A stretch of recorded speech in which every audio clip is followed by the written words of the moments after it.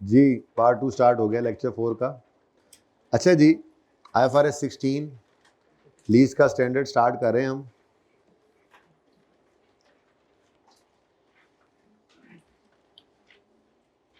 क्या नाम है आपका? जुनेद भाई। ये जुनेद भाई हैं। और ये जुनेद भाई का दिमाग, उसके अंदर चल रही है सोच गाड़ी की।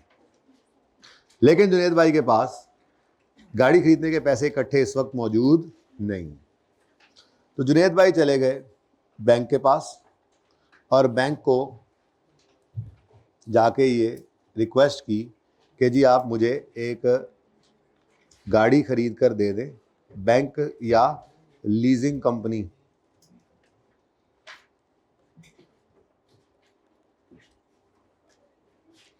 तो बैंक या लीजिंग कंपनी के पास जुनेद भाई गए और उन्हें जाकर कहा कि जी मुझे गाड़ी चाहिए, लेकिन मेरे पास गाड़ी भी चाहिए, पैसे भी नहीं है इकट्ठे। हाँ, काम धंधा मैं करता हूँ और कुछ पीरियोडिकल पेमेंट्स भी कर सकता हूँ आपको, तो आप आहिस्ता आहिस्ता करके मुझसे इस गाड़ी के पैसे लेते रहिएगा।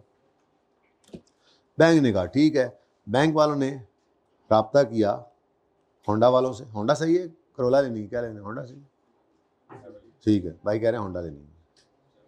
तो बैंक वालों ने जाकर राब्ता किया होंडा वालों से और होंडा वालों को कहा कि जी एक नई नकोर कार आप जो है वो हमें दे दीजिए और हमसे पैसे ले लीजिए।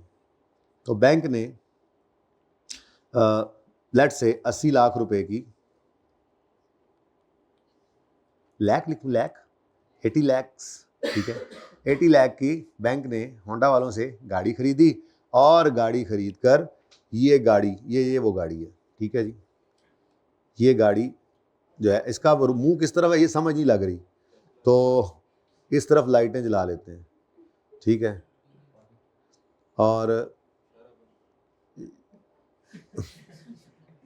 अभी भी समझ नहीं लग रही गाड़ी तो मुंह केड़े पास है, तो हम ना ये तीर लगा लेते हैं, ठीक है। गाड़ी बैंक ने खरीदी होंडा वालों से और ये गाड़ी दे दी जुनेद भाई, ठीक है।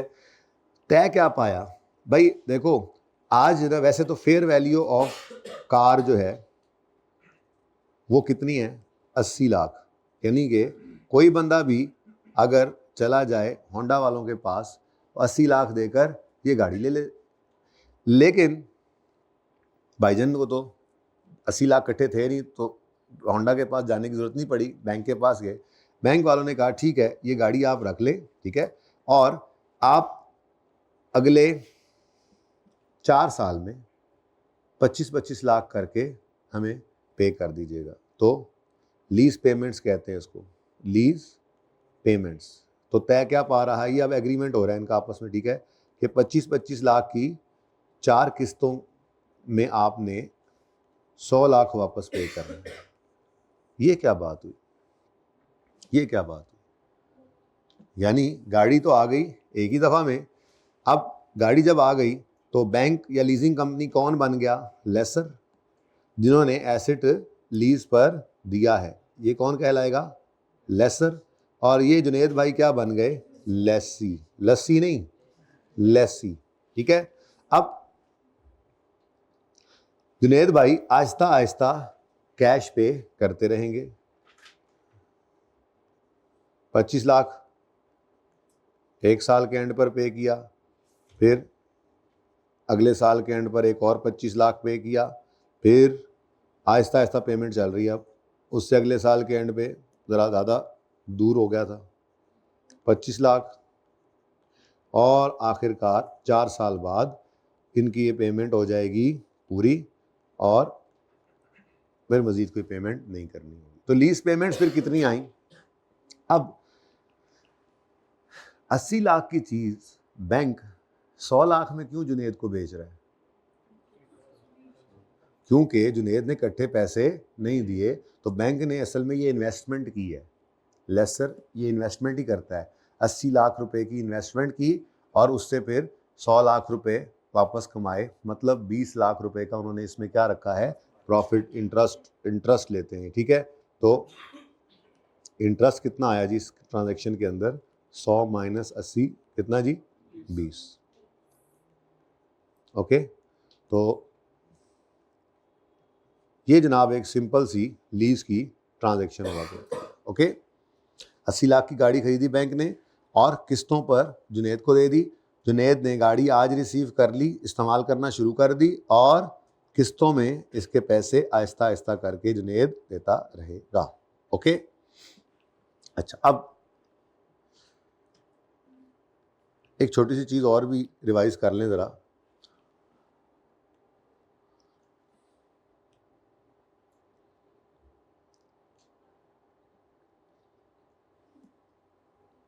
डिस्काउंटिंग कुछ याद है थोड़ी बहुत? अच्छा, गुड। अगर मसलन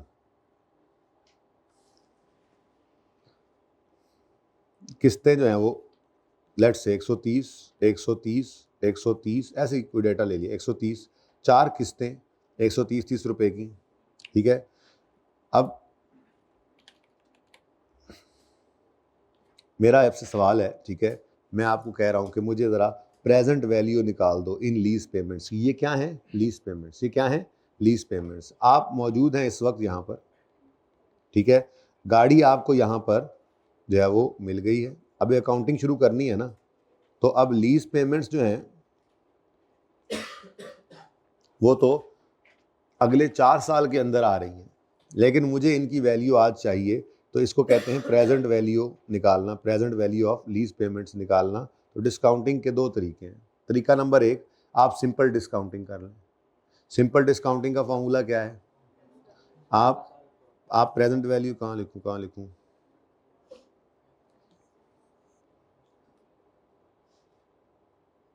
बल्कि यूं करते हैं,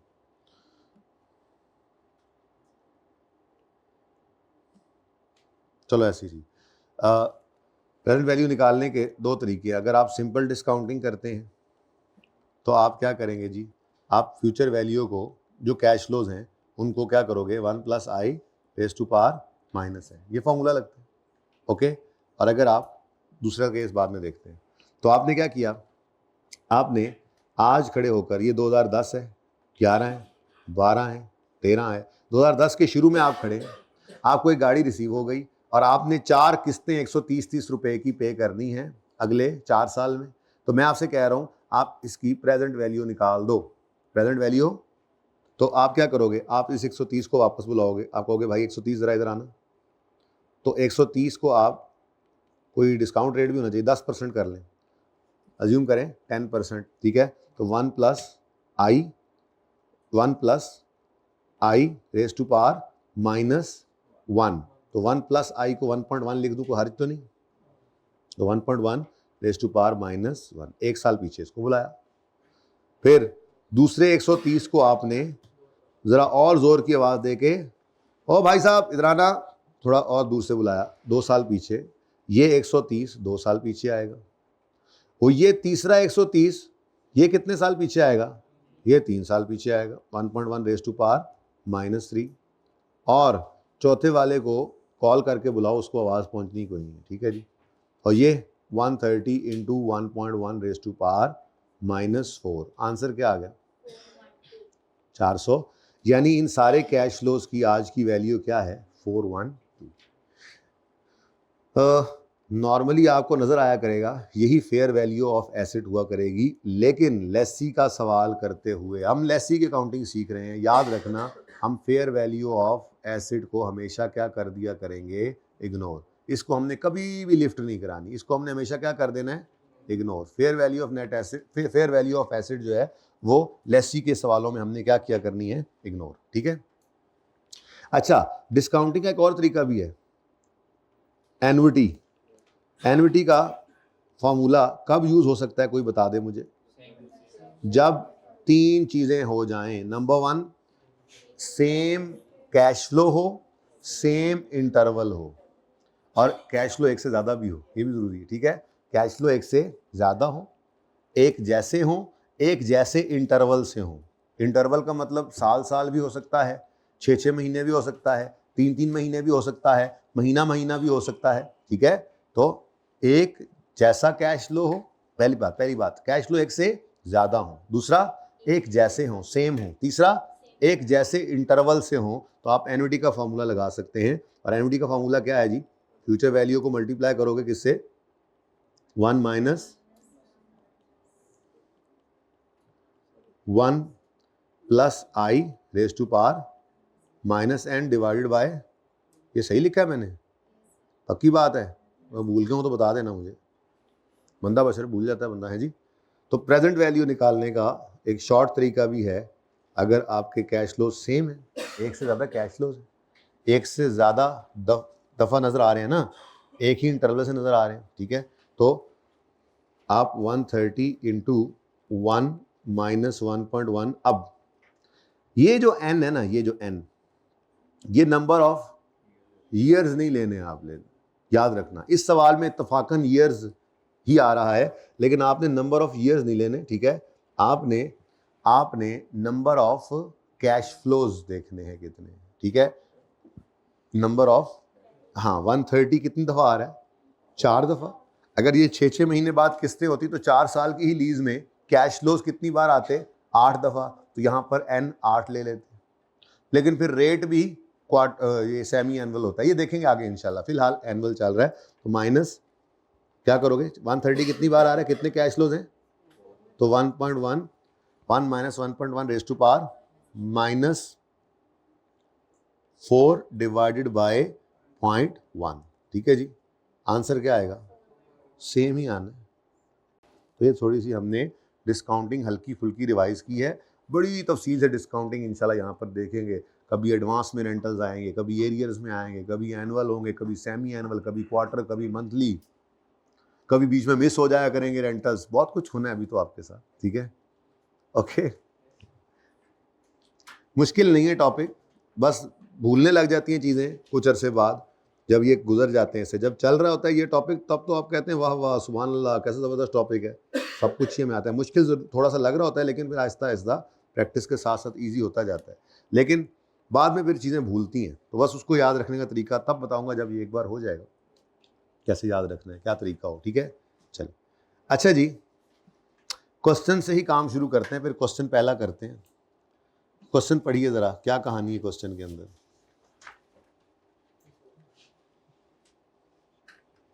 क्वेश्चन पढ़िए, दिमाग के अंदर कम से कम कुछ ना कुछ तो चीज़ चलेगी ही। मैं चाहता हूँ पहले आप पढ़ें सवाल को तो तफसील से, तसल्ली से।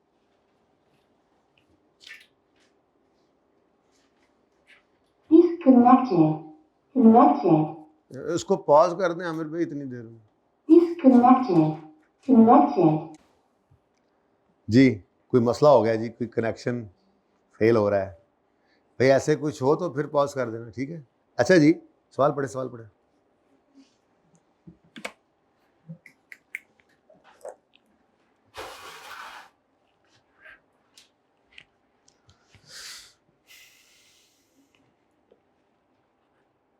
पढ़ा सवाल, कुछ समझ में आती है बातें क्या लिखी हुई हैं, थोड़ा बहुत ऐसे ही, अभी बात तो कोई नहीं, टॉपिक तो शुरू भी नहीं हुआ, लेकिन सवाल आपने पहले पढ़ लिया। चलो, ऑन यकम जनवरी 10 MTL acquired a machine on lease.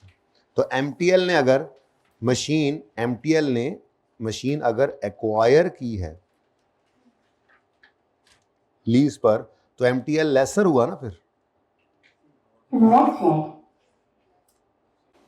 जी बच्चों, अगर एक्वायर किया मशीन इसने लीज पर MTL ने, तो ये लेसी है। लेसी की अकाउंटिंग ही सीख रहे हैं हम, कुछ दिन लेसी की अकाउंटिंग करेंगे, पक्की हो जाएगी, फिर लेसर पे मूव करेंगे, ठीक है। अच्छा, detail of lease are as follows. भाई फेयर वैल्यू यानी कैश प्राइस मशीन की क्या है, 400, जिसको हमने क्या करना है, लेसी के सवाल में हमने इसको इग्नोर करना है, ठीक है। Next, the lease term is 4 years, ठीक है। Instalment of 130 million is to be paid annually in arrears on 31 December. Ownership of asset will be transferred to lessee at the end of lease term, ठीक है। Interest rate implicit in the lease is 10%, छुपा हुआ in the lease interest rate कितना है, 10%। General entries करनी है, balance sheet बनानी है, इनकम स्टेटमेंट बनानी है और शायद हम नोट भी बना दें, ठीक है। देखते हैं अगर टाइम बच गया तो नोट तक भी चले जाएंगे। बहुत आसान काम है, मुश्किल कोई नहीं है, ठीक है। अब आपने 2 वर्किंग्स किया करनी है। सबसे पहली वर्किंग में आपको क्या चाहिए होगा, लीज पेमेंट्स और उनकी प्रेजेंट वैल्यू। मतलब बेसिकली तो आपको वर्किंग 1 में present value of lease payments ही चाहिए, लेकिन पहले लीज पेमेंट निकालेंगे फिर उनकी प्रेजेंट वैल्यू निकालेंगे, ठीक है ना। सही है, लीज पेमेंट होंगी तो उनकी प्रेजेंट वैल्यू निकलेगी ना। तो बेसिकली वर्किंग 1 में हमने present value of lease payment निकालनी है। करना क्या है उसका देखते हैं इंशाल्लाह। तो सबसे पहली वर्किंग हमारी जो हुआ करेगी, अब इसका क्या करूं समझ भी नहीं आ रही। बैलेंस ले जी, तो वर्किंग 1 में हमने लीज पेमेंट्स निकालनी है। अब मुझे बताइए सवाल पढ़ने के बाद आपको क्या नजर आया है कि क्या क्या लीज पेमेंट्स हो रही हैं इस सवाल के अंदर। बहुत सादा सा सवाल है, सवाल आगे बढ़ेंगे बहुत सारी चीज़ें और भी आएंगी, लेकिन फिलहाल सिर्फ लीज पेमेंट है। डाउन पेमेंट भी हुआ करेगी, रेंटल भी हुआ करेंगे, परचेज ऑप्शन होता है, गारंटीड रेजिडुअल वैल्यू होती है, पता नहीं क्या कुछ होता है, देखेंगे इंशाल्लाह, ठीक है। फिलहाल तो सिर्फ रेंटल्स हैं।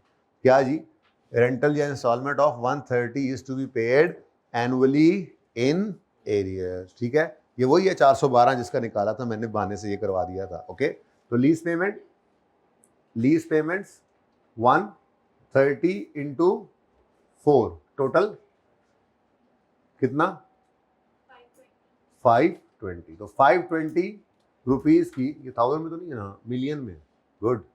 तो हम भी मिलियन में सवाल करेंगे।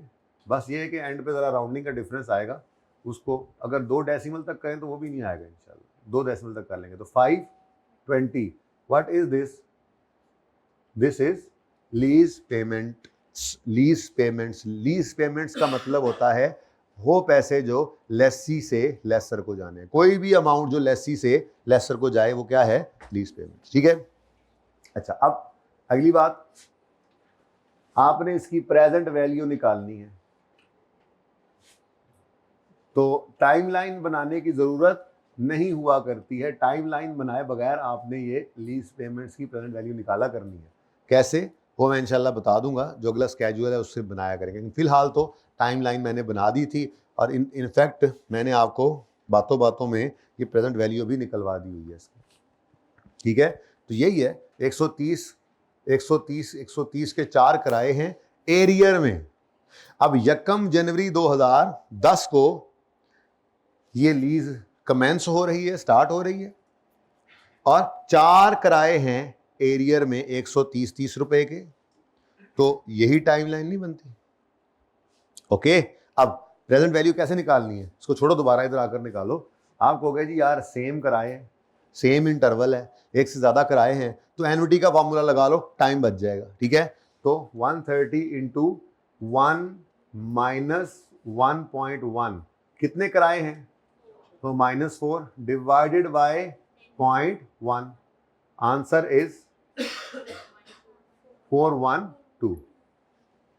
यहां तक कोई मसला है तो नहीं। अगली बात, अच्छा पहला दिन है इसलिए मैं चलो इंटरेस्ट भी निकाल रहा हूं, वरना ये इंटरेस्ट यहाँ पे निकालने की जरूरत नहीं है। हाँ, लेसर के सवालों में इसको हम निकाला करेंगे, वहां जरूरत पड़ा भी करेगी, लेकिन गौर से देखो तो 520 रुपए लेसर ले रहा है लेसी से, एक ऐसी चीज के बदले में जो 412 की वैल्यू रखती है। ये 412 present value of lease payment है, यही फेयर वैल्यू भी होगी इंशाल्लाह अगर आप गौर करें तो। लेकिन हमने कभी भी सवाल से फेयर वैल्यू नहीं उठानी, हालांकि 412 ही सवाल में देखो इत्तेफाक से 412 ही है फेयर वैल्यू। भाई वहीं से क्यों नहीं शुरू कर लिया, असूल ही नहीं है। असूल वो डिफरेंट हो सकता है, कभी जाकर देखेंगे, ठीक है। हमने क्या करना है, सबसे पहला काम, लेसी का सवाल है तो सबसे पहला काम क्या करना है, लीज पेमेंट्स और फिर उनकी प्रेजेंट वैल्यू निकाल लेनी है। अब ये प्रेजेंट वैल्यू निकल आई तो बेसिकली ये वो पैसे हैं जो जिसके बराबर एसेट लेसी लेकर आ गया है। 412 रुपए इस भाई के सर पे अब पड़ चुके हैं। ये 412 रुपए इस भाई ने वापस करने हैं और किस्तों में करने हैं, ठीक है। अब हम एक स्केड्यूल बनाएंगे, बड़े ध्यान से देखिएगा। इस स्केड्यूल का नाम है, इंटरेस्ट भी लिखना है। इंटरेस्ट कितना है जी, 520 और 412 का डिफरेंस है इंटरेस्ट। तो इंटरेस्ट कितना है जी 520 माइनस 412 कितना आ गया 108। ठीक है जी, सही है।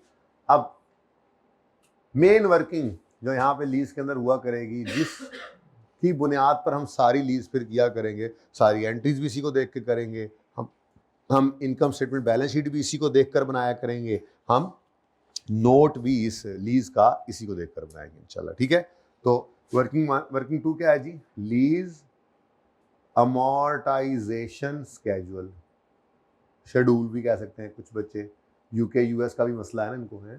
तो लीज अमोर्टाइजेशन स्केड्यूल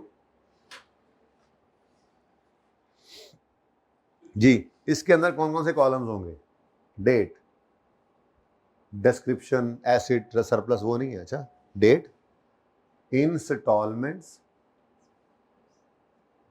अब इधर देखो जरा, यकम, चलो बल्कि पूरा कर लें, इंस्टॉलमेंट्स। अब इंस्टॉलमेंट जो है ना वो 130 रुपए की 4 इंस्टॉलमेंट्स हैं। ठीक है, यानी टोटल में 520 रुपए लेसी ने पे करने हैं 4 साल में। लेकिन प्रिंसिपल यानी एसिड के कितने पैसे, 412, तो बाकी फिर क्या पे कर रहे हैं, इंटरेस्ट। लेकिन मुसीबत क्या है, किस्तों के अंदर प्रिंसिपल और इंटरेस्ट अलग अलग नहीं है। किस्तों में 130 की किस्त जाती है, उसमें कुछ प्रिंसिपल भी है और कुछ इंटरेस्ट भी है, हर दफा ऐसा ही होता है। तो असल मसला क्या है, हमें इससे मसला नहीं है। यकम जनवरी 2010 को हमारी लीज कमेंस होती है, स्टार्ट होती है। ठीक है, पहला किराया कब पे करते हैं हम, 31 दिसंबर 10 पे, कितना 130। फिर अगला किराया कब पे करते हैं जी, 31 दिसंबर 11, कितना 130। अभी नोट ना करें, एक बार ना मेरा दिल है मैं ये पूरा कर लूं, फिर मैं मिटा दूंगा, फिर आप करेंगे, फिर मैं दोबारा फटाफट नोट भी कर दूंगा। ठीक है, ओके। 130, फिर 31 दिसंबर 2012 एक और किराया आया, रेंटल 130, और उसके बाद 31 दिसंबर 2013 पर एक और किराया आया 130। अब इसमें तो कोई मसला नहीं है, तो सिंपल 4 किराए हैं। मुसीबत क्या है, हर किराए के अंदर कुछ प्रिंसिपल है और कुछ इंटरेस्ट, वो अलग अलग करना है, इसलिए ये स्केड्यूल बनाया जा रहा है। ठीक है, तो अब इस स्केड्यूल को नोट करने की वजह सिर्फ समझें, फिर आप एक बार ट्राई मारिएगा, फिर मैं मिटा दूंगा, आपको ट्राई मारने दूंगा, गलत सलत जैसा भी होगा। ठीक है, फिर दोबारा मैं आपके लिए नोट करूंगा, फिर देख लीजिएगा। ठीक है, मेन काम यही है असल में, इसी बेस, इसी बुनियाद है। इसी तरह का स्केड्यूल वहां बनना था फॉरेन करेंसी लोन में, लेकिन यहाँ पे फिर अलग से गाना जोर लगा के वहाँ अलग, तो इसलिए यहाँ से सीखेंगे, जब टाइम मिलेगा किसी वक्त तो वो 2-3 सवाल हैं आराम से कर लेंगे। कोई एक पूरा लेक्चर काफ़ी होगा मेरे ख्याल से, पूरा लेक्चर वो 2 टुकड़ों में कर लें, कभी एक दिन 1 घंटा 1 सवाल, क्योंकि लोन दिया भी जाता है, लोन लिया भी जाता है, तो एक दिन में वो दोनों नहीं कराऊंगा ना मैं। एक दिन लोन ले लेंगे, उसकी एंट्री सीख लेंगे, अगले दिन लोन दे देंगे, उसकी एंट्री सीख लेंगे। ठीक है ना, वो कर लेंगे आगे जाके। अच्छा, अब इधर देखो, इंस्टॉलमेंट को तोड़ना है किस किस में, प्रिंसिपल में और इंटरेस्ट में। तो अगले दोनों कॉलम्स वही हैं, प्रिंसिपल और इंटरेस्ट, और आखिरी कॉलम जो होगा अब इसका क्या करें, तो जरा और इधर ले,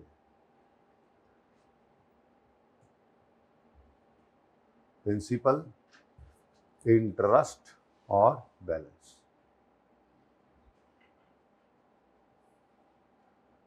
बैलेंस जो बच जाएगा एंड पे। ठीक है, तो ये है जनाब आपका लीज अमोर्टाइजेशन स्केड्यूल, लीज का अमोर्टाइजेशन स्केड्यूल। कोई मसला? अब बड़े ध्यान से देखिएगा इधर, इसका स्टार्टिंग पॉइंट क्या हुआ करेगा, याद रखिएगा, इसका स्टार्टिंग पॉइंट हमेशा होगा present value of lease payment. लेकिन ये मैं बात कर रहा हूं आपके लेसी की अकाउंटिंग की। ठीक है ना, लेसर में शायद कोई और रूल बन जाएगा, लेकिन उसकी बात अभी क्यों सोचें हम, जब हम अभी पहुंचे ही नहीं वहां पे। ठीक है, तो ये इसका स्टार्टिंग पॉइंट हमेशा क्या हुआ करेगा, PV of LP, present value of lease payments. ठीक है, वो हम कहां पे निकाल चुके हैं, वर्किंग 1। इसीलिए वर्किंग 1 पहले जरूरी थी वर्किंग 2 के लिए। पीवी ऑफ एलपी निकलेगी उसको अमोर्टाइजेशन स्केड्यूल में डालेंगे और उसकी अमोर्टाइजेशन उसको कंप्लीट करेंगे। अब कैसे, देखो इधर 412। अच्छा, मैं इसकी एंट्रीज वगैरह सिखाता हूं, फिलहाल जरा सिर्फ इस कैलकुलेशन को सीख लेते हैं हम, ठीक है ना। छोड़ो ये एसेट है, लायबिलिटी है, जो जो है छोड़ो, इसको साइड पे कर दो, ठीक है। फिलहाल सिर्फ कैलकुलेशन सीखना है, इसकी कैलकुलेशन कैसे होनी है। देखिएगा 412 है। इंटरेस्ट रेट सवाल के अंदर क्या था, इंटरेस्ट रेट है 10%, तो 10% इंटरेस्ट रेट है जी। जिस रेट को यूज करके ये किया उसी रेट को यहाँ यूज करना है, ठीक है। तो 412 पे इंटरेस्ट रेट लगाओ 41.2। अभी मैंने क्या किया, 412 पर 10% लगाया, ऐसे ही है। बात समझ आई। अब ये मेरे पास इंटरेस्ट आ गया, ठीक है। नेक्स्ट स्टेप में क्या करेंगे, किस्त कितनी पे की आपने, 130। 130 की किस्त में से अगर इंटरेस्ट 41.2 है तो बाकी क्या है, तो अब ये बैलेंसिंग निकलेगा। तो दूसरे स्टेप में क्या किया करोगे, 130 को पकड़ोगे और उसमें से 41.2 को क्या कर दोगे, माइनस। तो आंसर क्या आया, 80.8। दो स्टेप्स हो गए। स्टेप 1 क्या करना है, स्टेप 1 जरा दूर से भी मिटा देना है, ऐसे नहीं लिखना पर्चे के अंदर ही, तो आपको पहला दिन ना सिखा रहा हूं। स्टेप 1 इंटरेस्ट निकालें, स्टेप 2 प्रिंसिपल में से इंटरेस्ट को माइनस करें, ठीक है। स्टेप 3 बैलेंस निकालना है। अब बैलेंस कैसे निकालेंगे, प्रिंसिपल अमाउंट है ये, सिर्फ इंटरेस्ट तो अलग है। देखो ना, ये पीवी ऑफ एलपी है, ये टोटल था, ये प्रेजेंट वैल्यू यानी प्रिंसिपल अमाउंट, और ये इंटरेस्ट। तो 412 क्या है, प्रिंसिपल। तो प्रिंसिपल में से प्रिंसिपल माइनस करोगे या इंस्टॉलमेंट पूरी की पूरी माइनस कर दोगे। इसका मतलब तीसरे स्टेप में क्या करोगे, तीसरे स्टेप के अंदर 412 में से 88 को माइनस करोगे और यहां पे बैलेंस को अपडेट करोगे, ठीक है। ये जनाब तीसरा स्टेप आया। तीसरे स्टेप में क्या कर रहे हो, ये 412 में से 88 को माइनस कर रहे हो। कुछ समझ आया, थोड़ा सा ये तरतीब समझ आई है। ये तीसरा स्टेप, तो बैलेंस क्या बन गया, 323.2। सही है। इस तरतीब से स्केड्यूल बनेगा। तो सबसे पहले क्या करना है, पीवी ऑफ एलपी निकालना है, फिर क्या करना है, इससे अपने स्केड्यूल को स्टार्ट करना है। फिर पहला स्टेप, इस पीवी ऑफ एलपी पे, इस प्रिंसिपल अमाउंट पे, समझो ये लोन है भी लोन ही, ठीक है। इस लोन के ऊपर इंटरेस्ट रेट लगा तो इंटरेस्ट एक्सपेंस निकल आया। ये इंटरेस्ट एक्सपेंस है तो फिर टोटल में से इसको माइनस करें तो बाकी फिर एसेट के पैसे, प्रिंसिपल अमाउंट, ठीक है, असल लोन वापस किया, और टोटल अमाउंट जो पेएबल थी लोन की उसमें से इतनी पे होगी तो बाकी इतनी क्या है, पेएबल। समझ आई बात की। ओके, तो अब इसको जरा दोबारा देखें, फिर स्पीड से शुरू करें काम को, ठीक है।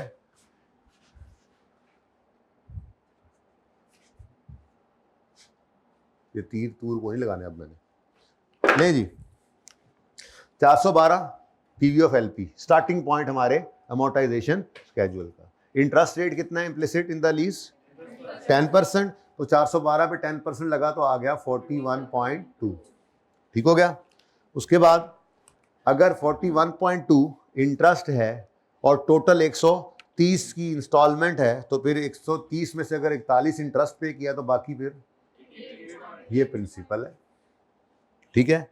अगर ये प्रिंसिपल पे हो गया है, सॉरी, ये अगर प्रिंसिपल पे हो गया है, ये अमाउंट लोन की रीपे हो गई है, तो टोटल पेएबल में से ये पेएबल निकल गया, तो बाकी पेएबल कितना बचा, 323. अच्छा, अब आप भी कहोगे ये इसको लोन क्यों कह रहा है, ये लोन ही तो है, ये लोन ही तो है।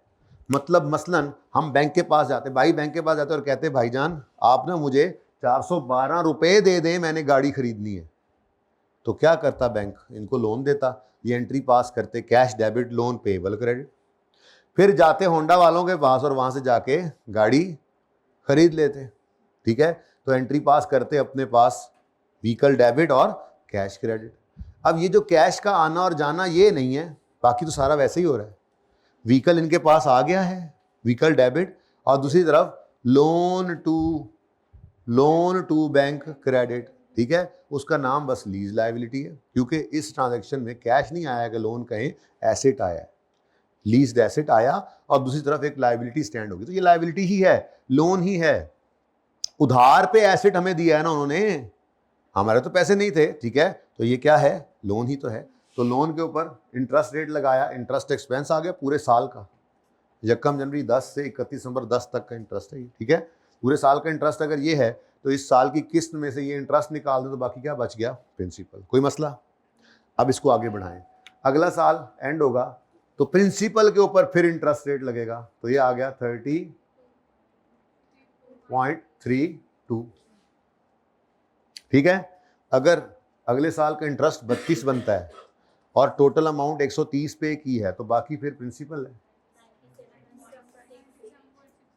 6। अगर 97.68 प्रिंसिपल रीपे हो गया है तो जो रीपे होना था, जो पेएबल था, उसमें से जितना पे हो गया है वो निकाल दें तो बाकी पेएबल बच जाएगा, कितना, 225.52। ये लायबिलिटी है। अब 31 दिसंबर 11 पर, अब 11 पर ये लायबिलिटी थी तो 12 वाले साल, पूरे साल ये पैसा समझो आपने किसी का इस्तेमाल किया, पैसा नहीं किया तो उन्होंने एसेट भी तो लेके दिया, बात तो एक ही, उनका तो पैसा फंसा हुआ है ना, ठीक है। तो एक और साल का इंटरेस्ट फिर यहाँ पे आ जाएगा, तो 222.55, 130 में से इसको माइनस करें 4, ये कैसे हो सकता है, जो यहाँ लिखा हो उसका जवाब दो ना, जो यहाँ पे 130 और यहाँ पर -22.5 करना है, ठीक है जी। आंसर बताओ, 225.5 दो में से ये माइनस करो, अब ये दोनों सामने लिखे हुए हैं, 0.0। अब इस पर इंटरेस्ट रेट कितना लिख लेगा, इंटरेस्ट 11.81 कर लें, ठीक है। और इधर क्या बचा, 0.19, थोड़ा राउंडिंग का डिफरेंस आ रहा है, ठीक है, ओके, सही है। तो यहाँ पर क्या आता है आंसर, वही आंसर लिखो, इसमें से इसको माइनस करो तो माइनस ही आता है ना, कोई बात नहीं, इसको ऐसे ही छोड़ देना आप, नहीं मैं बता रहा हूँ आप, ओके। और अगर बहुत तकलीफ हो रही है इस बात से कि ये क्यों आ रहा है तो उसका दूसरा हल क्या है, ये जो आंसर निकला है ना 118.07, इसको यहाँ लिखो, बैलेंसिंग इंटरेस्ट है तब भी ठीक है, जीरो करना है तो ऐसे भी जीरो करना है, ऐसे ठीक है, ऐसे ही ठीक है, बहुत अच्छी बात है, बनाएं जी इसको, इधर देखना नहीं है, देखे बगैर बनाना है, देखे बगैर बनाना है, उसके बाद फिगर्स देखनी है, कहना ओह वाह कर लिया हमने तो, ठीक है, जल्दी करें, शाबाश।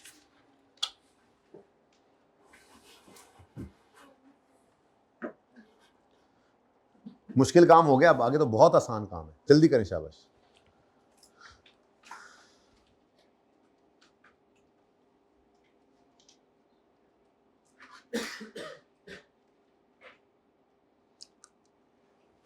अच्छा, बच्चे तकरीबन बराबर आ रहे हैं ना, लेकिन बदल बदल के आ रहे हैं, मेरे को बच्चे ही नहीं पूरे हो रहे, एक दिन एक आंदे ने, दो आंदे ने, अगले दिन वो दो गायब तो दोनों में आ जाते ने, कर क्या रहे हो मेरे साथ, टेस्टिंग कर रहे हैं अपनी,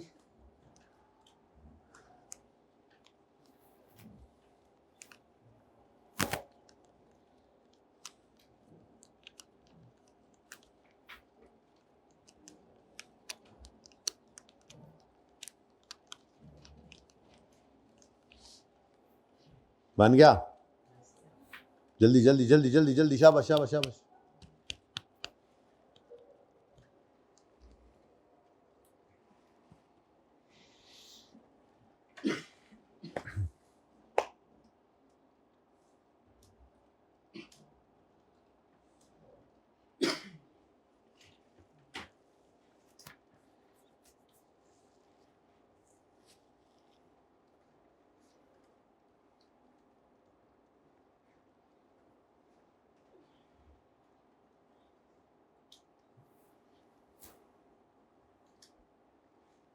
हाँ जी, hurry up, hurry up, done, साथ साथ में आ रहे थे, अभी बनाया, पक्की बात है, किस किसने बना लिया जी, शाबाश,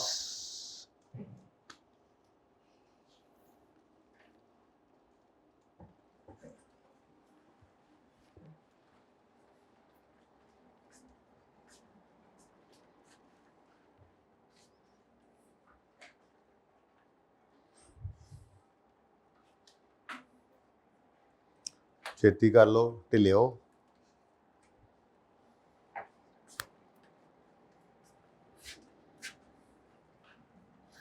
ओके,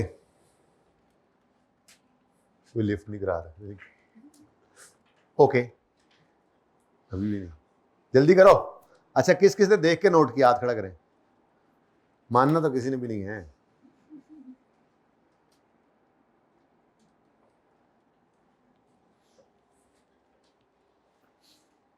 भाई एंट्रीज भी करने लग गए शहजादा।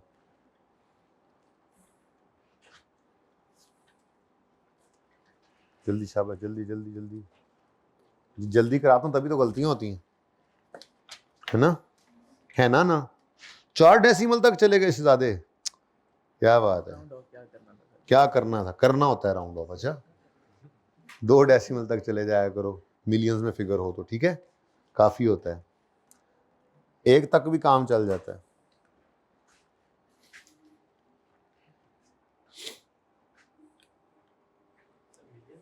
अच्छा, ये आपने कैलकुलेशन शो की है, इसके अलावा नहीं करनी कभी, ठीक है? आज पहला दिन है जी।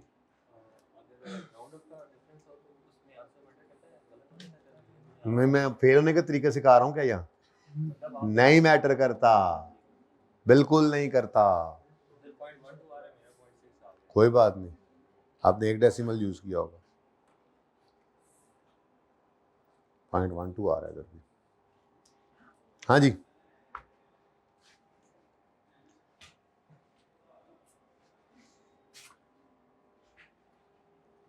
जल्दी कर लो। तो क्लास में इतने लेट आते हो क्या? सोए हुए थे?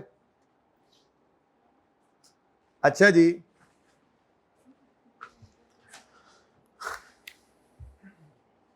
वहां जाके पता लगा थोड़ा सा लाइन आउट हो गई है, लाइनें भी लगानी है मैंने, कुछ सिखाने के लग रहे वहां तक पहुंच जाऊं।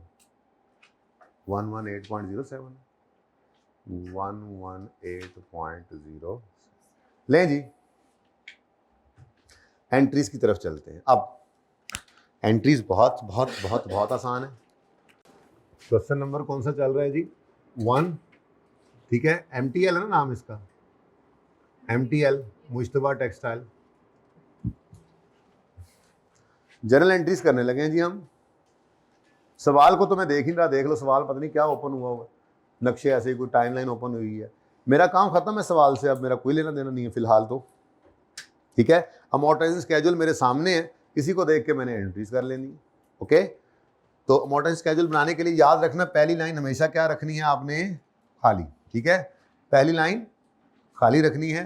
पहली लाइन में सिर्फ आपने एंड पर स्टार्ट करना है, स्टार्टिंग पॉइंट आपका एंड पे जाके आएगा बैलेंस में, पीवी ऑफ एलपी। ओके, उसके बाद स्केड्यूल आपका बन गया, अब बस एंट्रीज करनी है। तो 2 साल की एंट्रीज मांगी हुई है, 3 की मांगी हुई है, कितने साल की? 31 दिसंबर 2010, पहला साल ये। अब 1 जनवरी 10 पर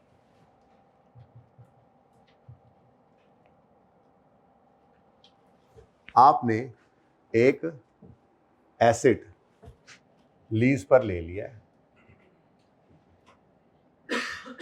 31 दिसंबर 2010, जरा इधर से कर लेते हैं, यहां कुछ लिखना चाहूंगा मैं।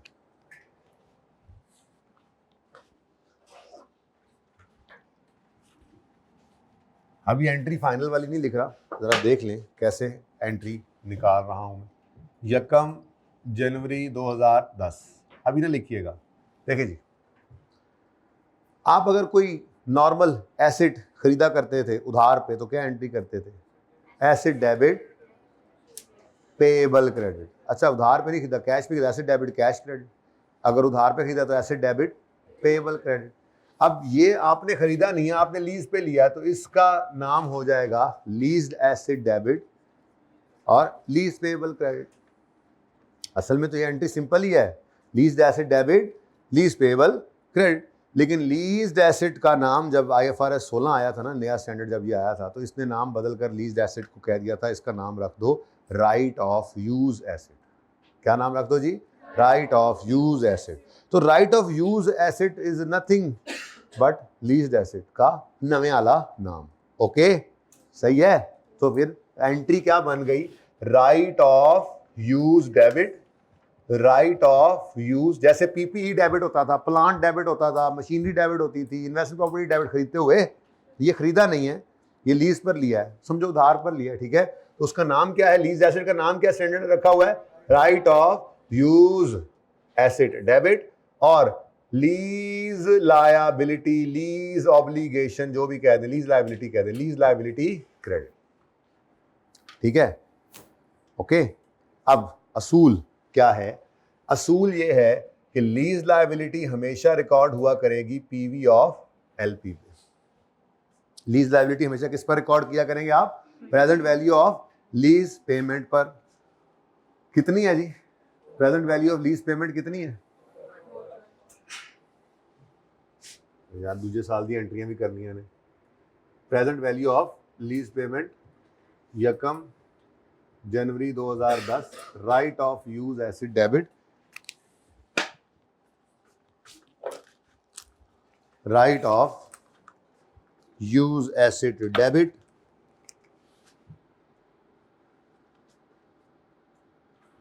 तो right of use debit ROU कल से लिख लिया करेंगे, और लीज लायबिलिटी क्रेडिट।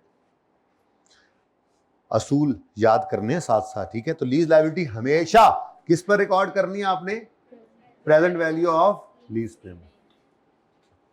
अभी पूरी बात नहीं है, फिलहाल के लिए हमेशा यही है, ठीक है ना, आगे बड़े होंगे तो देखेंगे, फिलहाल तो यही है। तो देख लें, यहीं से शुरू किया आपने पीवी ऑफ एलपी से, ओके। अच्छा, तो कितना है जी 412, लेकिन राइट ऑफ यूज फिलहाल तो जरूरत नहीं है, सीधा सीधा ही एक ही फिगर है, पर आप इस वर्किंग से निकाला करेंगे। ये वर्किंग मैं आपके सामने आज यहां पर करने लगा हूं, वर्किंग 3, और वो क्या है जी, cost of right of use. Right of use की कॉस्ट के अंदर क्या क्या शामिल होगा, नंबर 1 यही present value of lease payment. जैसे पीपीई की कॉस्ट याद निकाला करते थे, क्या क्या जी इसमें शामिल होता है, इसमें जी परचेज प्राइस है, प्लस ट्रांसपोर्टेशन कॉस्ट है, प्लस इंस्टॉलेशन कॉस्ट है, प्लस टेस्ट रन कॉस्ट है, याद आ रहा है। बिल्कुल ऐसे ही यहाँ पर राइट ऑफ यूज की कॉस्ट निकालनी है, तो चूंकि कैश तो पे किया नहीं है परचेज प्राइस, बल्कि उसको किस पे लिया है, उधार पे, तो पहला आइटम कौन सा आ गया, present value of lease payment. ये नंबर 1 चीज आ गई। ये कितनी है जी हमारे सवाल में, 412। फिर जैसे ओन्ड एसेट के ऊपर डायरेक्टली एट्रीब्यूटेबल खर्चे हुआ करते थे, उसकी कॉस्ट में ऐड होते थे, बिल्कुल ऐसे ही लीज्ड एसेट के भी ये खर्चे इसी कॉस्ट में ऐड हो जाएंगे। कैसे, एक चीज ऐड होगी इंस्टॉलेशन जैसे, ठीक है, इंस्टॉलेशन। तो अगर आपने अपना एसेट लीज पर जो लिया है उसको इंस्टॉल खुद किया है, तो इंस्टॉलेशन कॉस्ट आपकी इसमें ऐड होगी, मेरे सवाल में नहीं है, पर मैं पहले दिन नहीं बता रहा हूँ। ये पता नहीं कब जाके 10वें 12वें लेक्चर में चीजें पूरी होंगी, जाके एक एक करके हमने आज ही लिख दिया, डैश ही डालनी है ना, लिख दें, ठीक है। उसके बाद IDC इनिशियल डायरेक्ट कॉस्ट, मतलब आप साथ वकील साहब को ले गए थे कि यार ये लीज का एग्रीमेंट वगैरह जो है ना, तुम जरा पढ़ लेना, ध्यान से देख लेना, हमें पता नहीं लगता, बाद में फिर जो है ना बैंक वाले बड़ा खज्जल करते हैं। तो वे वकील ने क्या कहा था, ठीक है मुझे ले जाओ साथ, मैं अपनी फीस लूंगा। तो जो उसने फीस ली, ये क्या है, इनिशियल डायरेक्ट कॉस्ट। सादा अल्फाज में समझाया है, किताब से पढ़ेंगे इंशाल्लाह, स्टैंडर्ड में जाकर पढ़ेंगे। इनिशियल डायरेक्ट कॉस्ट जो है, असल में तो वही कॉस्ट है कि ये कॉस्ट ना होती, गर लीज ना होती, लीज ना होती, तो ये कॉस्ट भी, हर वो कॉस्ट, ऐसी कॉस्ट जो लीज की वजह से आए, इंक्रीमेंटल कॉस्ट है ड्यू टू लीज, उसको IDC कहते हैं। लेकिन मैंने फिलहाल टेक्निकल बात एंड पे जब थियरी खोलेंगे तो पढ़ लेंगे, बता भी देता हूँ, लेकिन फिर मैं बाद में कह भी देता हूँ कि कोई नहीं, बाद में पढ़ेंगे, दोनों काम हो जाते हैं, ठीक है। बहरहाल फिलहाल सादा बात, वकील वगैरह को जो पैसे दिए, साथ ले गए थे ना लीज का एग्रीमेंट देखने के लिए, तो वो क्या है, इनिशियल डायरेक्ट कॉस्ट, लीज के लिए ही करना पड़ा ना ये खर्चा, तो ये भी किस में शामिल कर देंगे, राइट ऑफ यूज की कॉस्ट में, पर वो भी नहीं है मेरे पास। एक आखिरी चीज है यार, वो भी लिख दूं यार, पता नहीं कब आएगा जाके, पर लिख लेते हैं, वो है डिसमेंटलिंग की कॉस्ट की प्रेजेंट वैल्यू। अब आप कहोगे सर ऐसे ना करें, अब ज्यादती कर रहे हैं आप थोड़ी सी। IAS 16 के अंदर तो आपने कहा था FAR 1 में कि डिसमेंटलिंग की कॉस्ट अगर आ जाए तो ऐड कर देना। प्रेजेंट वैल्यू होती है लेकिन आपको निकली हुई मिलेगी FAR 2 में पढ़ेंगे। अब वो FAR 2 CR हो गया, यानी यहाँ पढ़ेंगे, बिल्कुल पढ़ेंगे। IS 37 के साथ हम एक इफ्रिक पढ़ा करते हैं, international financial reporting interpretation committee का इफ्रिक नंबर 1, उसके ऊपर बात ही सिर्फ इसी के ऊपर है। अगर फुल फ्लैज लेक्चर्स देखें तो 2 से 3 लेक्चर्स उस पर लगते हैं, और अगर तोड़ कर करें तो कि चलो जी आधा, मतलब 1 घंटा एक दिन किया, 1 घंटा 2 दिन, इस तरह, तो 3 को दिन तकरीबन 3-4 दिन 3 से 4 दिन इस काम के ऊपर लगने हैं। इसको हमने सीखना है, इसके अंदर एक्सपर्टीज हासिल करनी है। प्रेजेंट वैल्यू ऑफ डिसमेंटलिंग सिर्फ मुझे लिखने दें आप, मुझे माफ़ी के साथ, ठीक है ना। ये हम इंशाल्लाह बड़ी तफसील से पढ़ेंगे। असल में होता ये है कि हम आज एक एसेट इंस्टॉल कर रहे हैं और लॉ में लिखा होता है, तो यहाँ पे जो तुम ये एसेट इंस्टॉल कर रहे हो ना तेल निकालने के लिए, जब यहाँ से तेल तूल निकाल लोगे तो वापस जाते साइट को रिस्टोर करना है, इस प्लांट को डिसमेंटल करना है, सारा कुछ साफ सुथरा करके जाना है। आपको हुकूमत ने अब लीगल लाइसेंस देते हुए हमें ये लीगल ऑब्लिगेशन हमारे ऊपर डाल दी।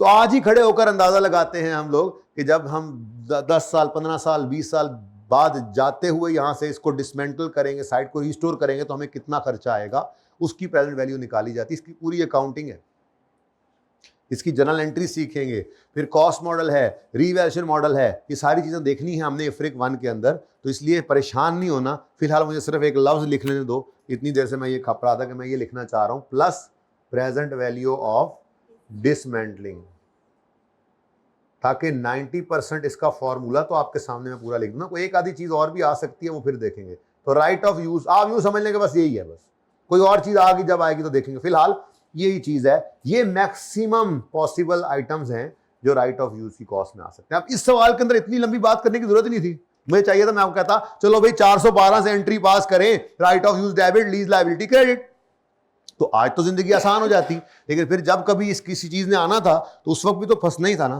तो आज खाली खाली चेक कर लिया है, ठीक है। अब बस इसके अंदर चीज़ें आती जाएंगी, ऐड ऑन होती जाएंगी, हमें मसला नहीं है। हमारा असूल बन गया, राइट ऑफ यूज़ की कॉस्ट निकाला करेंगे यहाँ पे, ठीक है। तो राइट ऑफ यूज़ एसेट की कॉस्ट कितनी आ गई जी, 412। ये इस सवाल के अलावा मैं ऐसे लिखूंगा भी नहीं, क्योंकि अभी तक तो 2 से 3 दिन 4 दिन इनमें से कोई भी चीज़ नहीं आनी। दूसरे तीसरे चौथे दिन जाकर कहीं IDC ने आना शुरू करना है, फिर इंस्टॉलेशन वगैरह कभी आ जाएगी पास पेपर्स में जाके। तो हैवी बात थी लेकिन शुरू में ही कर दी, ठीक है। कोई एतराज तो नहीं इस बात से आपको? ओके। तो right of use debit, lease liability credit. अब एक और सवाल भी दिमाग के अंदर पैदा हो सकता है। कोई बच्चे ऐसे होते हैं ना जिनका नॉलेज होता है, जरा इन बातों का नॉलेज काफी, तो कोई बच्चा यहां से उठ के भी कहेगा एक्सक्यूज मी सर, ये तो बैंक के नाम होता है एसेट, बैंक के नाम होता है एसेट, आपने कैसे रिकॉर्ड कर लिया? ओनरशिप तो होना जरूरी है। किसी के ज़हन में ये सवाल नहीं आ रहा? नहीं, एसेट को रिकॉर्ड करने के लिए, एसेट का आपके नाम होना जरूरी है ना। अभी अकाउंटिंग के अंदर आपके नाम होना जरूरी नहीं है, क्योंकि अकाउंटिंग के अंदर एक कॉन्सेप्ट है सब्सटेंस ओवर फॉर्म। क्या जी? सब्सटेंस ओवर, इंट्रो में पढ़ते हैं, ठीक है। सब्सटेंस, तो सब्सटेंस कहते हैं रियलिटी को, कि ट्रांजैक्शन की रियलिटी देखो, सिर्फ legal form, mayor legal form को ना देखते रहो। फॉर्म मतलब लीगल फॉर्म, यानी आप यूं कह लें अकाउंटिंग की दुनिया में कहा जाता है कि जो ट्रांजैक्शन की रियलिटी है वो छा जाएगी लीगल फॉर्म के ऊपर। हम सिर्फ लीगल फॉर्म को नहीं देखा करते। लीगल फॉर्म तो क्या है? लीगल फॉर्म तो क्या है? ये एसेट भी बैंक के नाम होगा, तो क्या मतलब ये एसेट ही बैंक का है? स्टूडेंट कहता है नहीं भाई, ये सारी जिंदगी तकरीबन एसेट जो है ये हमारे इस्तेमाल में ही रहना है, रिस्क एंड रिवॉर्ड ट्रांसफर हो गए हैं, उसने तो सिर्फ अपनी इंस्टॉलमेंट को सिक्योर करने के लिए इस एसेट को अपने नाम रखा हुआ है, इसलिए हम लीज्ड एसेट को भी अपनी किताबों में रिकॉर्ड करते हैं। लेसी की बैलेंस शीट में ये नजर आएगा, right of use asset. Got it? सही है, चलें आगे। अब ये एंट्री तो हो गई, ये मैंने अभी तक सिर्फ ये एंट्री की है 412 लीज लायबिलिटी, और ठीक है वही सेम ही था, ओहो 412 टोटल, ठीक है। तो 412 की entry, 412 right of use debit और लीज लायबिलिटी क्रेडिट, डन हो गया। सही है, कोई मसला, कोई मसला, ओ कोई मसला। अब आया 31 दिसंबर, 31 दिसंबर पे हमने किस्त पे की है, तो ये इंस्टॉलमेंट 130 की पे की, तो ये 130 हमारे कैश में बढ़ गया या कम हो गया? बढ़ गया या कम हो गया? तो कैश डेबिट या क्रेडिट? भाई जर्नल एंट्री करनी है ना, जर्नल एंट्री बना रहे हैं, ठीक है। कैश क्या हो जाएगा 130 से क्रेडिट, ठीक है। चलो एंट्री लिखते हैं। 31 दिसंबर आया जी, और 31 दिसंबर 2010 पर आपने कैश क्रेडिट कर दिया, कैश या बैंक जैसे भी पेमेंट किया आपने, तो ये कैश या बैंक जो भी है वो क्रेडिट हो गया कितने से? 130, ठीक है। तो ये cash credit, principal amount loan की रीपे हो रही है, यानी लीज लायबिलिटी रीपे हो रही है, इसी में से माइनस किया था ना ये निकालने के लिए। तो इसका मतलब लायबिलिटी क्या हो रही है? रीपेमेंट में से कम। लायबिलिटी की नेचर क्या होती है? तो कम होगी, तो इसका मतलब लीज लायबिलिटी डेबिट हो गई। लीज लायबिलिटी डेबिट हो गई कितने से? 80.8 से, ठीक है। लीज लायबिलिटी डेबिट 88.8 से। उससे अगली चीज क्या नजर आ रही है आपको? इंटरेस्ट एक्सपेंस है या इनकम है? इंटरेस्ट एक्सपेंस है। इंटरेस्ट एक्सपेंस बढ़ रहा है तो इंटरेस्ट एक्सपेंस से बढ़ना डेबिट, तो इंटरेस्ट एक्सपेंस भी डेबिट। तो ये जनाब आपकी जब रेंटल पे होगा तो ये एंट्री हुआ करेगी, lease liability debit, interest expense debit और कैश या बैंक क्रेडिट। लो जी, खत्म हो गई जी लीज। और क्या है, बस यही है। तो लीज इनिशियल मेजरमेंट भी सीखी हमने, lease asset, right of use, initial measurement क्या क्या आ सकता है उसके अंदर, ये देखा। लीज लायबिलिटी में तो सर पीवी ऑफ एलपी आती है। तो आपने लीज एसेट को जब लिया तो उसकी एंट्री पास की, ठीक है। Right of use debit, lease liability credit. नहीं समझ आ रही? ओके। किस्त पे की तो क्या एंट्री बनी? प्रिंसिपल कम हुआ ना पेमेंट से, तो lease liability debit. Interest expense, expense बढ़ा है, इंटरेस्ट एक्सपेंस डेबिट, और कैश क्रेडिट, ठीक है। अब देख लो, लीज लायबिलिटी 412 थी, उसमें से 88.8 निकल गया, तो बाकी यही बचा पड़ा होगा बैलेंस शीट में। वो बैलेंस शीट भी बनाते हैं। यहां तक कोई मसला है तो बताओ? नहीं? और कुछ करना है तो सोच के बता दो। चुप कर जा 2 मिनट। और कुछ करना है तो बताओ, और कुछ करना है तो बताओ। आप भी पुराने हैं जी बच्चों। ये एक एसेट है, ये एक, सारे बोलो, ये एक एसेट है। बस नाम इसका क्या? Leased asset, right of use. देखो ना, आपको यूज का राइट मिला है, इसीलिए आप इसको एक एसेट कह रहे हो। कितने साल का राइट मिला है यूज करने का? 4 साल का। तो जब साल एक गुजर गया तो फिर क्या इसको डेप्रिशिएट नहीं करना पड़ेगा? इसका मतलब नहीं करना पड़ेगा। तो बोलो ना, फूटो ना, थोड़ा सा जागो ना, ठीक है। तो अगर आपने इसको डेप्रिशिएट करना है तो डेप्रिसिएशन की एंट्री तो वही है जो बचपन से आज तक आपने सीखी है। Depreciation expense debit, accumulated depreciation. अब बस वो पीपीई की अकोमोडेशन होती थी, ये राइट ऑफ यूज की है। ओके, सही है। तो डेप्रिसिएशन यहां पे निकाल लें जी। अब cost of right of use, अभी तो यही 412 उठा सकते थे, लेकिन जब 2 3 4 चीजें आ रही होती हैं ना तो उनको प्लस करना पड़ता है। इसीलिए पहले से ही तैयारी करवा दी कि 412 कॉस्ट ये पड़ी है राइट ऑफ यूज की, इसको उठाएंगे। 412 वर्किंग नंबर 3 से उठाएंगे और डिवाइड कर देंगे इसको। अभी फिलहाल तो सवाल के अंदर सिर्फ एक ही लाइफ गिवन है और वो है लीज टर्म। ये दोनों डिफरेंट भी हो सकती हैं, यूजफुल लाइफ और लीज टर्म डिफरेंट जब होंगी तो रूल पढ़ेंगे। प्रॉबेबली कल पढ़ा दूंगा, ठीक है। कल फिर रूल पढ़ेंगे, लेसी का डेप्रिसिएशन का रूल है, अभी नहीं पढ़ाया। पहले दिन सारा कुछ थोड़ी पढ़ाया जा सकता है, ठीक है। डिवाइड बाय 4, आंसर क्या आ गया? 10। Depreciation expense debit, accumulated depreciation credit. ठीक है, सही है, कोई मसला? अच्छा, अगर कोई मसला नहीं है तो अगले साल की एंट्रीज फिर पहले आप कर दो। अब ये ना कहना हमने पहले पिछले साल की एंट्रीज तो की नहीं है, वो बाद में कर लेना, मसला क्या है? शाबाश शाबाश शाबाश, अगले साल की एंट्रीज करो।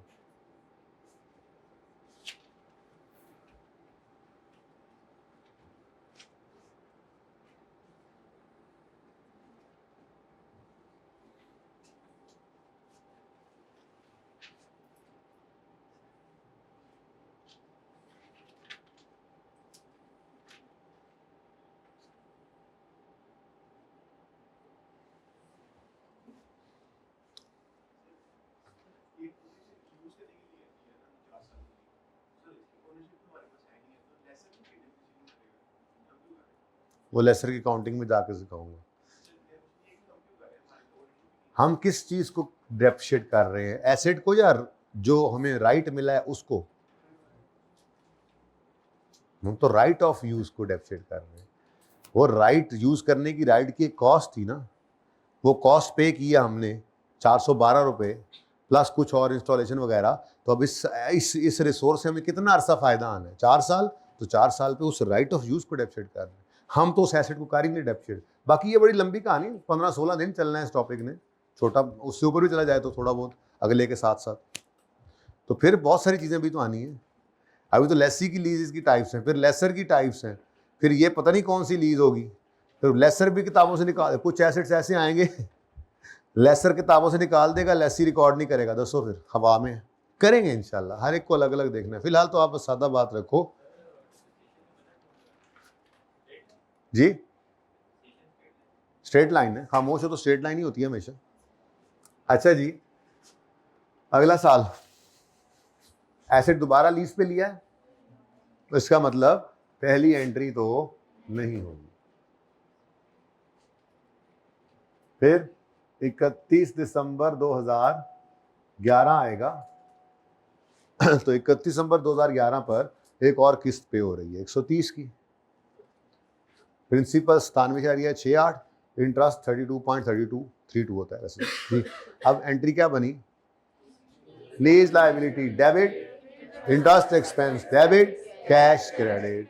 इतना सा तो टॉपिक है जी। Lease liability debit 97.68, interest expense debit 32.32 और कैश क्रेडिट 130 से।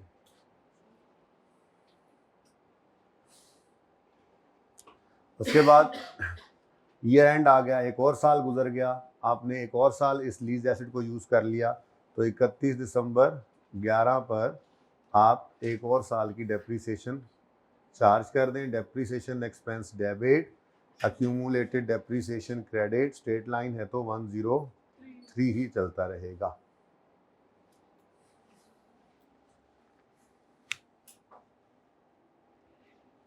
ठीक है,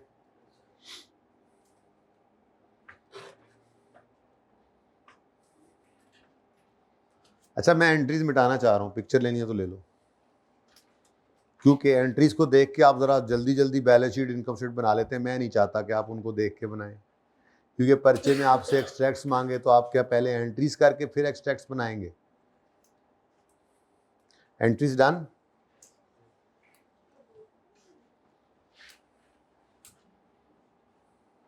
हालांकि नीचे एक्सट्रैक्ट्स बन सकते हैं, जगह पड़ी है, पर आप चाहती हैं भी तो मारेंगे ना फिर एंट्रीज में, जो कि मैं बिल्कुल नहीं चाह रहा।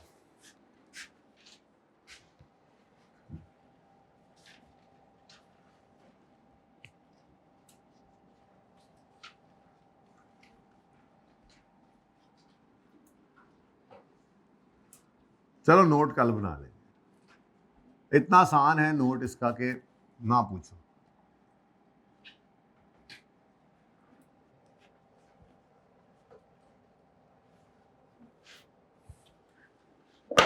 जी MTL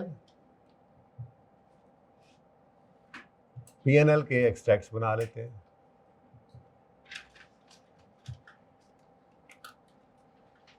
अच्छा साल कौन कौन से हैं जी? 2010 और 31 दिसंबर 2010। एक काम क्यों ना करें, कल की तस्वीर इनसे ले लेंगे यहां से, है ना, आते साथ नोट बना लेंगे, जगह नोट की यहीं पे रख लेते हैं। नोट्स ऑफ फाइनेंशियल स्टेटमेंट में जो लीज का नोट बनता है उसकी बात कर रहा हूँ, ठीक है। अच्छा, उसके बाद MTL, statement of financial position. अच्छा, जरा नोट अगले दिन चला जाए ना, नोट्स 2 नोट बनेंगे, बहरहाल देखते हैं। स्टेटमेंट ऑफ फाइनेंशियल पोजीशन के एक्सट्रैक्ट्स रेलेवेंट बना देंगे हम।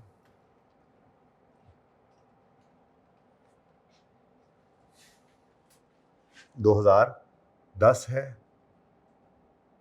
और 2011।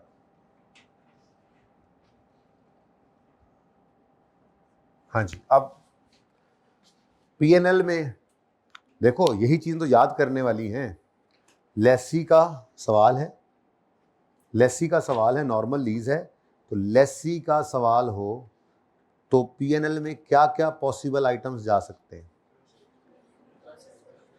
तो अभी देखकर आ रहे हैं, 2 ही चीजें जा सकती हैं, एक लीज लायबिलिटी का इंटरेस्ट, दूसरा राइट ऑफ यूज की डेप्रिसिएशन। ऐसे याद करने, एंट्री देख के तो फौरन पता लग जाना था, मैं नहीं चाहता था। मैं ये चाहता था कि आप इस रूल को याद करें और इसी को फिर बार बार हम बोलेंगे पर्चे के अंदर, फिर ठीक है, देखना होता है ना। तो लेसी का अगर सवाल होगा तो PNL में पॉसिबली 2 ही चीजें जा सकती हैं, एक लीज लायबिलिटी के ऊपर इंटरेस्ट और दूसरा राइट ऑफ यूज की डेप्रिसिएशन। अब राइट ऑफ यूज की डेप्रिसिएशन वहीं पे निकाल लेंगे, ठीक है। डेप्रिसिएशन, राइट ऑफ यूज की डेप्रिसिएशन जो है वो यहाँ पर निकाल लो जी। राइट ऑफ यूज की कॉस्ट पकड़ो 400 वर्किंग नंबर और डिवाइड कर दो इसको।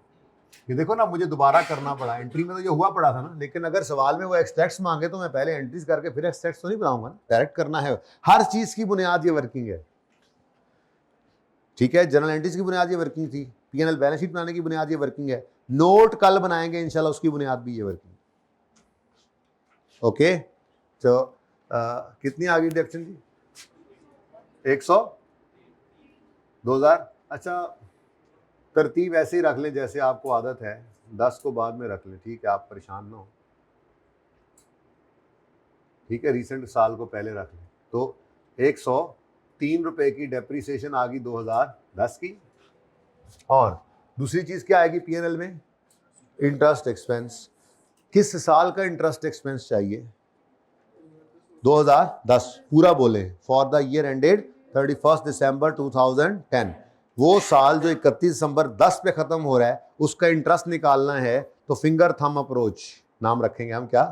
Finger thumb approach. ये अंगूठा और ये उंगली हमें इस स्केड्यूल में से अपने साल का इंटरेस्ट ढूंढ के दिया करेंगे। तो अगर हमने आकर देखा यहाँ पर, तो ये फिंगर थंब 1 जनवरी 10 से 31 दिसंबर 10 पे आ रहा है, ये पूरा साल बन रहा है, तो फिर इंटरेस्ट 97 हो जाएगा, है ना।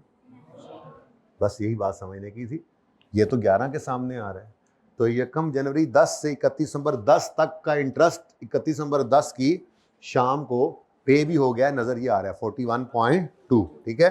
तो 41.2 क्या आ गया जी आपका इंटरेस्ट एक्सपेंस। रेफर कर दो वर्किंग नंबर 2 को 41.2।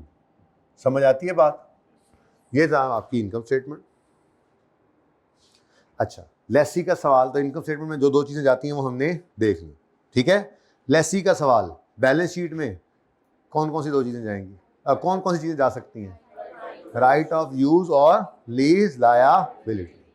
राइट ऑफ यूज एक एसेट है जो नॉन करंट एसेट्स में PPE, investment property, biological asset, intangibles के साथ ही नजर आएगा। कल अब बैलेंस शीट दिखाऊंगा कोई आपको किसी पब्लिश फाइनेंशियल स्टेटमेंट्स की, अब टाइम खत्म हो गया, ठीक है।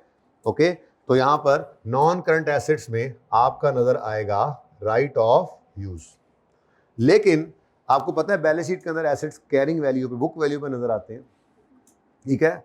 और हमारे पास 412 रुपए की कॉस्ट आ रही है फिलहाल। तो क्या कर लें, हम यहाँ पे छोटी सी वर्किंग कर लेते हैं। 2010 के लिए कॉस्ट कितनी है जी? 412। अब डेबिट एक्सपेंस की एंट्री क्या हुआ करती है पता ही आपको? Debit expense debit, accumulated debit credit. तो 412 में से 41.2 अगर आप माइनस कर दें, ओहो सॉरी 103 अगर डेबिट एक्सपेंस माइनस कर दें तो आंसर क्या आ गया जी? ठीक है, राइट ऑफ यूज की बुक वैल्यू आ गई। Got it? और क्या आना है? Lease liability. लेकिन अब लीज लायबिलिटी का मसला क्या है? सबसे पहला मसला तो ये कि लीज लायबिलिटी 31 नंबर 10 पर है कितनी ये बताएं। 412 नहीं, क्योंकि 31 नंबर 10 की शाम को एक किस्त हमने पे की जिसमें 88.8 जो है वो ऑब्लिगेशन पे हुई लीज वाली। तो लीज ऑब्लिगेशन बाकी कितनी है? 323.2। तो फिर असूल क्या है? लीज लायबिलिटी निकालने के लिए एक टूल इस्तेमाल किया करेंगे हम। जैसे इंटरेस्ट एक्सपेंस निकालने के लिए हमने फिंगर थंब अप्रोच इस्तेमाल की, ऐसे ही लीज लायबिलिटी निकालने के लिए हम लाइन का इस्तेमाल करेंगे। किसका? लाइन का। और असूल क्या है? अपने साल की आखिरी पेमेंट के नीचे लाइन लगा देंगे। तो हमारा साल 10 है, हमारे साल की आखिरी पेमेंट क्या है? ये 130 31 नंबर 10 वाली। इसके नीचे हम क्या लगा देंगे? एक अदद लाइन। अब इस लाइन से ऊपर, अच्छा ये प्रिंसिपल अमाउंट है लीज लायबिलिटी, तो लाइन से ऊपर पेड है, नीचे सब का सब पेएबल। लाइन से ऊपर पेड है, नीचे सब पेएबल। इस कॉलम की बात कर रहा हूं। और ये देख लो, यही तो आपका पेएबल है एक्चुअल में, यही तो, क्योंकि एक तो किस्त पे होगी, ठीक है। तो लाइन से ऊपर पेड, नीचे पेएबल। अब ये 323 में ले आया इधर, यहाँ पे 11 की वर्किंग की जगह छोड़ देते हैं, ठीक है जी। अच्छा, तो नॉन करंट लायबिलिटीज में मैंने आकर लिखा लीज लायबिलिटी, और लीज लायबिलिटी लिखकर वर्किंग नंबर 2 का रेफरेंस दिया और 323.2 लिख दिया। सही है ना? सही नहीं है। क्या ये सारी लीज लायबिलिटी नॉन करंट में जानी चाहिए? ये 323 में से 97.68 अगले 12 महीने में पे हो जाना है। 31 दिसंबर 10 पे खड़े होकर देखें तो 31 दिसंबर 11 तक एक साल बनता है। तो ये प्रिंसिपल अमाउंट है ना, ये प्रिंसिपल अमाउंट, ये लायबिलिटी है जिसका वो 412। इसका टोटल करो ना, इसका टोटल करो तो 412 आएगा। मतलब ये वही लीज लायबिलिटी है जिसको आपने तोड़कर लिखा हुआ, ठीक है ना। तो लीज लायबिलिटी है, टूटी हुई है, तो ये लीज लायबिलिटी 323 में से ये 97.68 अगले 12 महीने में क्या हो जाना है? रीपे हो जाना है। तो इसलिए ये सही नहीं है, ठीक है। कुछ करंट, कुछ नॉन करंट। तो करंट लायबिलिटी में आपने क्या लिखना है फिर? Current portion of lease liability. जैसे लोन का भी करंट पोर्शन आप FAR 1 में निकाला करते थे, याद है ना। तो ये वर्किंग नंबर 2 से आपने निकालना है। ये कितना नजर आ रहा है? 97.68। 97.68। अच्छा, अगर ये 97.68 करंट है तो फिर ये देखो, ये सारे का सारा क्या है? Non current. जरा कैलकुलेटर उठाओ, जल्दी से कैलकुलेटर उठाओ। 107.45 प्लस 118.19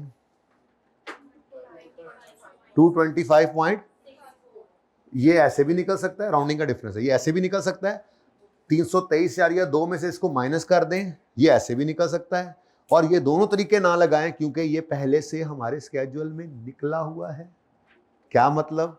लाइन लगाने के बाद ये करंट है तो ये सारे का सारा क्या है? नॉन करंट है। जिंदगी ऐसी ही आसान है। कितना जी? 2, ठीक है। बिल्कुल ऐसे ही आपने 11 के लिए एक्सट्रैक्ट को पूरा करना है और बिल्कुल ऐसे ही आपने अगला सवाल नंबर 2 ये होमवर्क में कर लेना है, ठीक है। सिर्फ सवाल नंबर 2 लेकिन विद एक्सट्रैक्ट्स करना, ठीक है। बल्कि यूं करो, हाँ ठीक है 2 ही करो बस। क्वेश्चन नंबर 2 करना है लेकिन विद एक्सट्रैक्ट्स, ओके, एंट्रीज और एक्सट्रैक्ट्स, ठीक है जी। अल्लाह हाफिज।